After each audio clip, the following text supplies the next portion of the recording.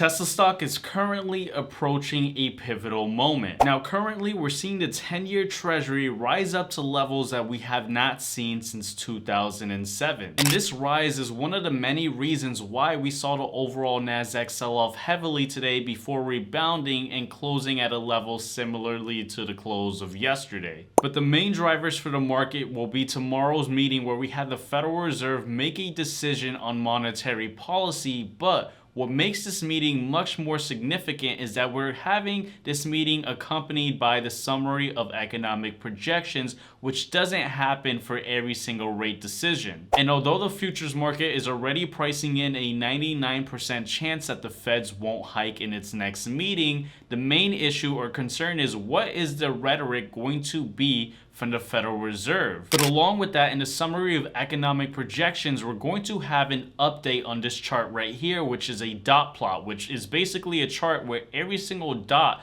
represents one of the members for the FOMC, and basically we're going to get an updated version on where they see the federal funds rate at. Now, for 2023, we saw that there was a lot more unison, where many of the members did not see the federal fund rate going below 5%. However, you start to see a divergence in the decision making from the Federal Reserve members or the FOMC members as we go into 2024, 2025, and further. And so this is going to be a huge thing that we want to see in tomorrow's meeting, as we're finally going to get an update on this. But another pressure that we're also seeing with the overall markets is that we're currently seeing crude oil trickle up into a level that we have not seen in 10 months since October 2022. And so we're currently at a level where we're seeing a lot of inflationary pressures, and tomorrow's meeting will show us how the Federal Reserve plans to navigate in these conditions. Now, I'm going to go ahead and hop into my laptop and discuss Tesla a bit further, but before we do so, make sure to check out the links in the comment section below, because there's going to be a pinned comment for you guys to have access to my free weekly market pulse insights, where every single week I send out an email talking about what are some conditions and events that we want to pay attention to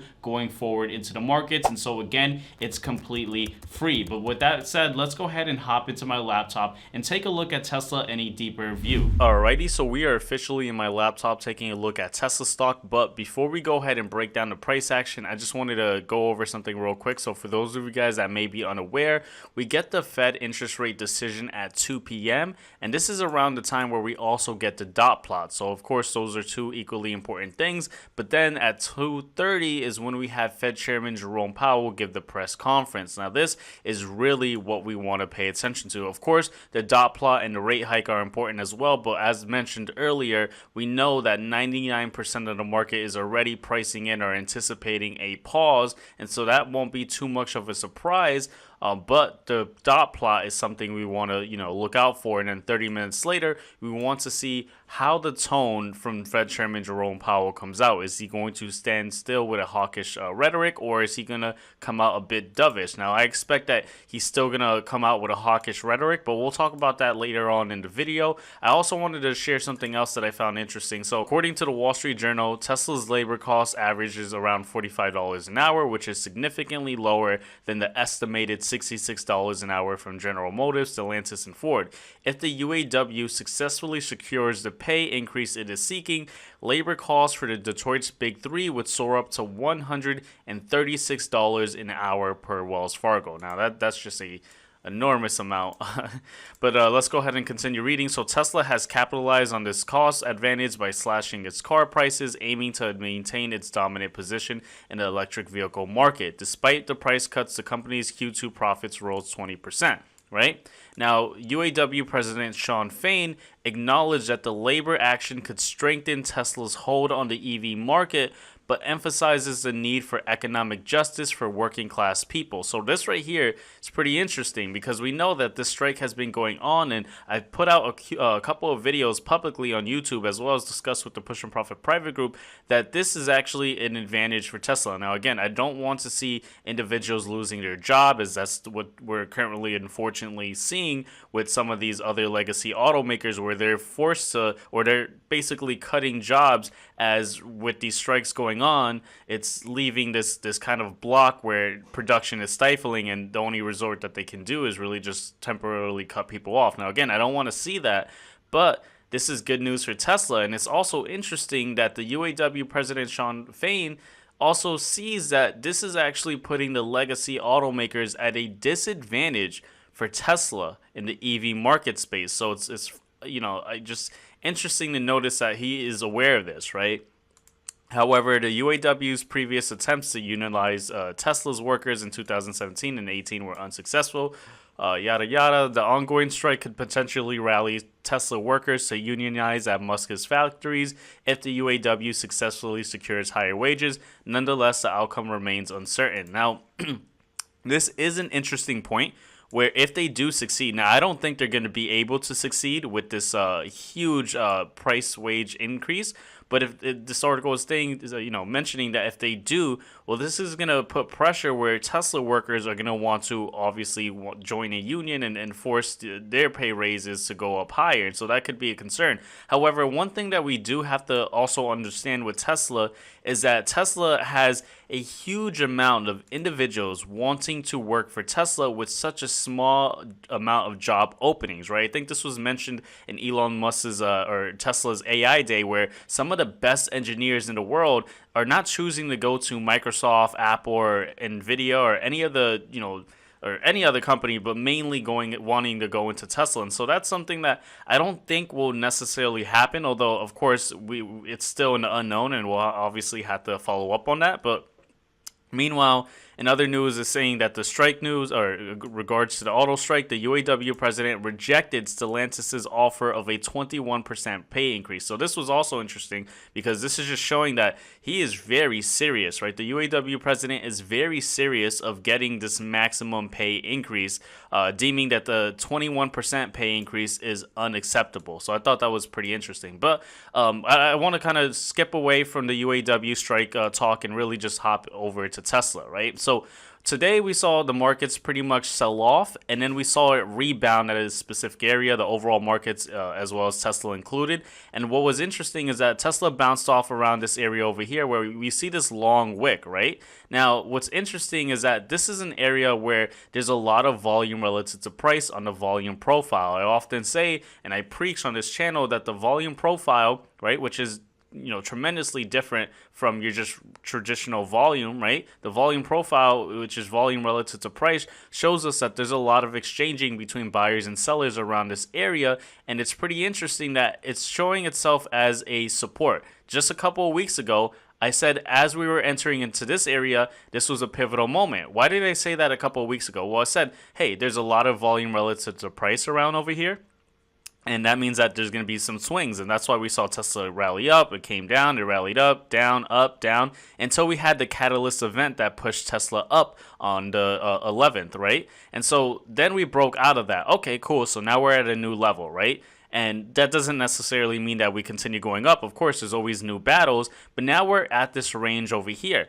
And what's interesting is as Tesla it didn't come close to this line over this descending trend line. It started selling off beforehand, but it got rejected from the support area, or bounced up from the support area, which is interesting. We see this long wick, which means that buyers came to step in. And so this is actually really good for Tesla. This is looking really good. And tomorrow, if we had the rate decision, obviously with the pause, but along with more of a dovish tone from Fed Chairman Jerome Powell, that could relieve some pressures for the overall market and also help Tesla push upwards. And this is really important because one of the things I've been saying is that this has been such a strong descending trend line that we've seen for a while, where we've seen Tesla get rejected so many times on this descending trend line. Let's go ahead and go backwards, where again, over and over, it's just getting rejected. And so one of the things that I've been saying is that, hey, and one of the things I want to clarify is that I often talk about Tesla both from the perspective of a long-term investor, but also a short-term trader, right? I have exposure to Tesla in my long-term portfolio, and I've been investing in Tesla since 2017, and I also trade Tesla as well with the fluctuations in price to hedge my long-term portfolio. I have to say that because a lot of individuals get this mixed up, right? But if Tesla does break above this descending trend line, well, that signifies that, hey, we are in a new trend. And I would gladly want to add into my long-term portfolio if Tesla does break above this area, because again, that signifies we're at a new trend. You know, one of the things I often say is, hey, I like buying in when there's a lot of selling and then there's confirmation of an uptrend. And that's another great area that I like to buy in. But once we see a new uptrend, that's a great area to average in. We're finally out of the clear of this descending pattern. And so that's something that I want to watch out for. Now, do I think that Tesla is necessarily going to break into all-time highs? You know, fingers crossed that they do, but I'm not very positive that that's going to be occurring. Now, one of the reasons, and this is something I've shared for a few months now with the Push and Profit private group, right? Which, by the way, that's going to be the first link in the description below, where if you want access to daily briefings, I send out a message every single morning before the bell opens for the market, talking about what are some things we want to pay attention to, as well as trade ideas. And one of the things I've been saying for months now to the Push and Profit private group is that going into Q3, I don't think things are going to actually show up as great, right? We're seeing a lot of pressure for the consumer, and that's obviously going to wreak havoc and bleed into corporate earnings, right? Everything is linked together. And right now, recently, actually this morning, right, in the Push and Profit private group in our daily briefings, one of the things I kind of touched on was, hey, we're seeing student repayments or student loan debt having to, you know, I can't think of the proper word, but it's going to have to start getting serviced starting in October. Now, of course, there's some intricacies into that, but one of the things we have to understand is that there's about 45 million Americans, right, who have these student loans, and the median price for these loans is around an additional $345 that they're going to have to budget into their budgets, right? And so that's going to cause more stress to the consumer, and that's something that, again, could bleed into corporate earnings, which is why I don't think Q3 is going to be that strong of a quarter. Of course, we're going to have to watch out. Now, we are closing into the last end of September, and Elon Musk in the previous earnings call mentioned that he expects the Cybertruck to start delivery towards the end of September. And as well as next month, we also get an update on the fundamentals of Tesla. We haven't really gotten that many updates, as you know, they don't occur very often, but next month we also get the delivery numbers, and that's going to be a huge indication for us to kind of do our math and kind of get an estimate of what we could start seeing for Q3, right? And so, you know, we're definitely at an interesting time for Tesla.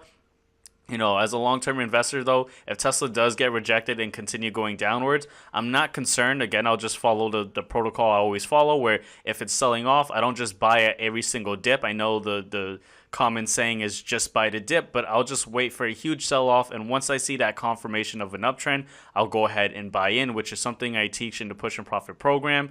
So definitely check that out. Again, it's going to be in the first link in the description of this video. But again, I'm not too worried, because we know that, yeah, things right now may be volatile for Tesla, especially as we're closing into 2023 or on 2023, but going forward, I mean, based off that article I just read earlier, we know that Tesla is just so much more positioned or better positioned than all these legacy automakers and a lot of these electric other companies as well, where it's most likely like that Tesla's just going to just outperform, but that's only just from the automotive spectrum, right? When I often talk about Tesla, we often talk about all the other avenues of revenue that Tesla could continue generating, which I won't talk about in this video. We'll share it probably in a video in the future. But again, I'm very bullish on Tesla in the long term. It's just going into the end of 2023. You know, I'm not too sure, and that's just because of the macroeconomic environment. It's nothing against Tesla. It's just right now when auto loans are around, 7 to 8%. And individuals with stellar credit still have to pay those high percentages on interest for these vehicles, it makes it difficult for companies like Tesla to thrive. But it also makes it difficult for a lot of other companies or other automotive companies to thrive as well. And so what that means is that, hey, Tesla may take a hit, but it's at least going to survive, while some of the other legacy automakers, I'm not even sure if they're going to be here in 10 years, only time will tell. But with that said, I'm bullish on Tesla in the long term. I do, in the short term, believe that we may see some, relief in Tesla. But again, we're at this area where we want to really see, does it break above it once it tests it? So you guys let me know in the comment section below, what are your thoughts on Tesla, both in the short term or in the long term? And also your thoughts on the overall economy. I'd love to hear your opinions. But with that said, I'm going to end this video right over here, and I'll see you guys on this next video. Take care, guys.